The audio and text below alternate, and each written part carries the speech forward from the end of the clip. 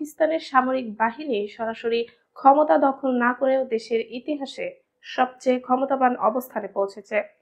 এই শক্তির কেন্দ্রে রয়েছেন সেনাপ্রধান জেনারেল ওসিম মুনির, যিনি বৃহস্পতিবার দেশটির প্রথম চিফ অফ ডিফেন্স ফোর্সেস হিসেবে দায়িত্ব গ্রহণ করেছেন। বিতর্কিত ২৭তম সাংবিধানিক সংশোধনীর মাধ্যমে নতুন পদ সৃষ্টি হয়, যা মুনিরকে সেনা, নৌ ও বিমান তিন বাহিনীর সর্বোচ্চ কর্তৃত্ব প্রদান করেছে। এই সংশোধনীর ফলে বহু পরিবর্তন এসেছে পাকিস্তানের প্রতিরক্ষা কাঠামোয়। সবচেয়ে গুরুত্বপূর্ণ হলো বহু দশক ধরে বিদ্যমান chairman joint chiefs of staff committee পদটি বিলুপ্ত করা হয়েছে।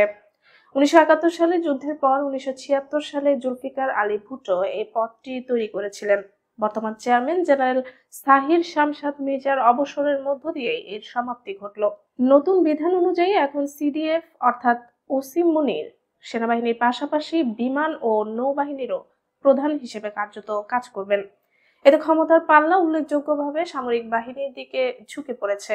মুনির এখন পাকিস্তানের পারমাণবিক অস্ত্র ভান্ডারের একক দায়িত্বপ্রাপ্ত কর্তৃপক্ষ, যা আগে রাষ্ট্রপতি ও মন্ত্রিসভার তত্ত্বাবধানে ছিল। এই পরিবর্তনের সঙ্গে আরো একটি বড় সুবিধা পেয়েছেন মুনির। তার ৫ বছরের মেয়াদ ২০৩০ সাল পর্যন্ত বাড়ানো হয়েছে। এর আগে সংশোধিত নিয়ম অনুযায়ী তার অবসর নির্ধারিত ছিল ২০২৭ সালের নভেম্বর। নতুন পদে তিনি আরো ৫ বছর ক্ষমতার কেন্দ্রবিন্দুতে থাকবেন।